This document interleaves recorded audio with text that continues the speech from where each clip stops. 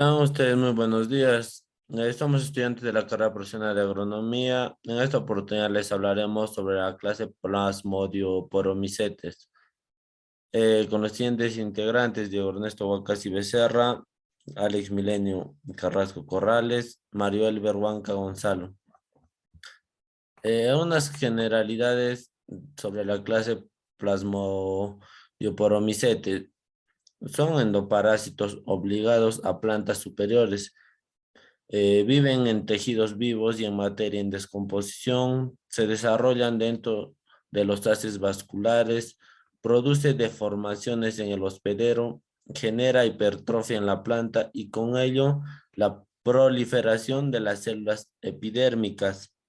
Produce hernias en crucíferas plasmodiospora. La sarna de la papa o pulverante de la papa, spogospora. El síntoma secundario produce al enanismo y muerte prematura de la planta.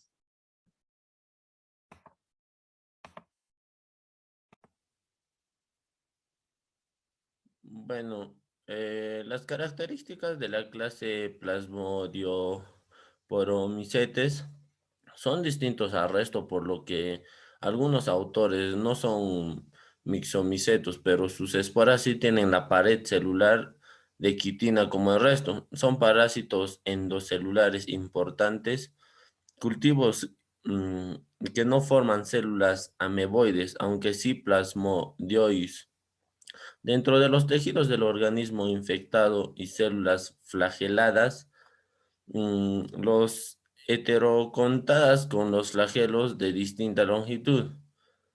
Las siguientes características: la existencia del plasmodio como cuerpo vegetativo desarrollado dentro de los tejidos del hospedero. Un ejemplo de estos hongos es el Plasmodiospora brassicae en repollo. Otra característica es el plasmodio, que puede llenarse en zoosporangios y liberarlos al romperse en pared, en cuyo caso se denominan plasmodio esporangiógeno. También puede formar en su interior gran cantidad de quistes con paredes gruesas, entonces se denomina plasmodio quistógeno. Los quistes constituyen las esporas de reposo. Son parásitos obligados, son endoparásitos obligados de plantas, algas y hongos. Eh, Otra característica son las que provocan hipertrofia del hospedero, aumentando el tamaño por desarrollo anormal de la célula, y provocan hiperplasia dentro del hospedero por multiplicación anormal de las células. En las plantas vasculares origina achaparramiento por destrucción del aparato vascular. Tenemos dos especies que tienen de importancia económica: el Plasmodiospora brassicae, hernia o potra del col; el Sporogospora subterránea, sarna pulvurenta de la patata. La fase somática: plasmodio desarrollado dentro de las células del hospedero con dos tipos de plasmodio esporangiógenos que dan lugar a los zoosporangios de paredes delgadas con zoosporas esporangiales. Cistógenos se segmentan en cistes de paredes más gruesas, que darán cada una de ellas una zoospora cística. Las zoosporas con dos flagelos desiguales, anteriores císticas y esporangiales. En algunas fases vitales aparecen un tipo de división nuclear. División cruciforme: la división es cerrada, los cromosomas se disponen en un anillo discontinuo en el uso alrededor del nucleolo. Cuando los cromosomas se inciden en un anillo de cromosomas que van a par a cada polo. Las divisiones cruciformes observadas en zoosporangios en desarrollo y en plasmodios cistogénicos ante la formación de las cistes. Divisiones que proceden a la formación de los cistes meióticas. Se han observado una fase acariótica en los plasmodios después de las divisiones cruciformes. El núcleo no se tiñe, se supone que es la profase de las divisiones no cruciformes.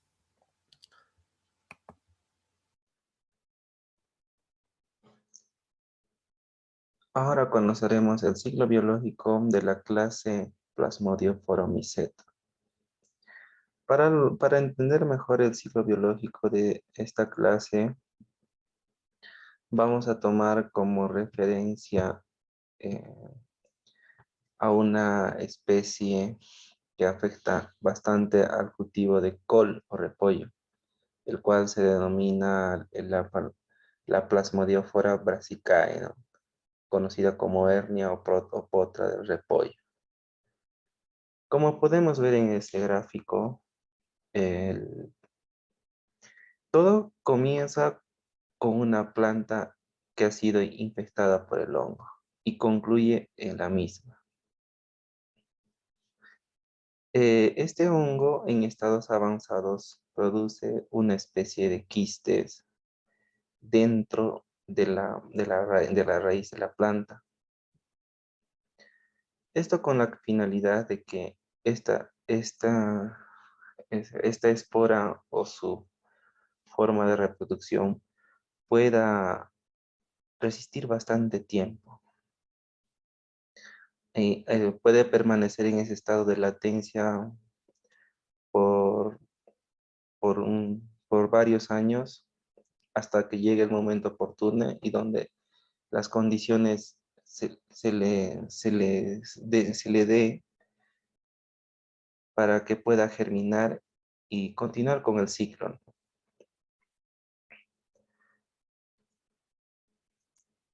En los restos de raíces hinchadas hay numerosas esporas de resistencia haploides. Estas germinan y dan lugar a una zoospora biflagelada, lo cual le da movimiento, ¿no? Que llega a los pelos radicales de una planta sana y se pega a ellos mediante un opresorio. Y gracias a una diminuta espina inyecta su contenido en el hospedante. Esta especie de ameba, se puede decir, se convierte en uno o varios plasmodios primarios o esporangiales que se alimentan del contenido celular. En este estado se denomina el proceso de infección hacia las células radicales de la planta y provocan las deformaciones típicas, o sea, los nudos, o eh, los nudos, ¿no? Que presenta las raíces de la planta. Y, y más tarde, todo el plasmodio se convertirá en un zoosporangio, dentro del cual se formarán de 4 a 8 zoosporas que descargarán por un tubo de germinación. Dichas zoosporas pueden funcionar como gametos, fusionarse y dar lugar a un plasmodio secundario o esporógeno, con el que ocurrirá la cariogamia. Y tras la meiosis se formarán las esporas de resistencia o quistes que pueden permanecer mucho tiempo en el suelo, como les decía anteriormente. O sea, pueden tolerar bastante tiempo o permanecer bastante tiempo en la superficie del suelo, eh, esperando, ¿no? Que se den las condiciones para que este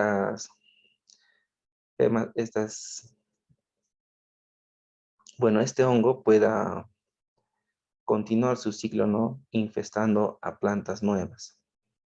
Se dice que pueden esperar en este estado de latencia hasta 20 años.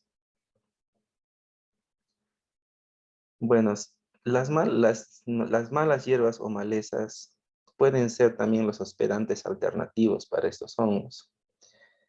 Incluso las no crucíferas, ¿no? O malezas ajenas, ¿no? Al cultivo. La dispersión de este hongo no se realiza por el aire, sino que se debe al transporte de plantas enfermas y suelo contaminado por quistes. Cuando terminamos un proceso, ¿no? de un cultivo, eh, a veces no dejamos plantas que han quedado pequeñas o que no dan un producto, ¿no? O el producto es muy pequeño, no es apto para comercializar. Estas plantas quedan infestadas con este hongo y estas entran al proceso de degradación en el suelo, y en el cual, como les decía anteriormente, estos hongos tienen esa facultad de producir quistes, ¿no? Para poder permanecer bastante tiempo en el suelo. Y una vez que estas plantas se desintegran, o en este caso entran a ese proceso de descomposición y se convierten en tierra, eh, llegará un momento, ¿no? Ya de un periodo de bastante tiempo donde el agricultor va a volver a sembrar ese mismo cultivo ahí. Y por lo tanto, va a hacer todo el proceso de preparación del terreno y ahí es donde le va a dar las condiciones a estos quistes que están en ese proceso de latencia, esperando ese momento a poder continuar su ciclo. Y una vez sembradas o las nuevas plantas, van a comenzar a infestar a estas plantas.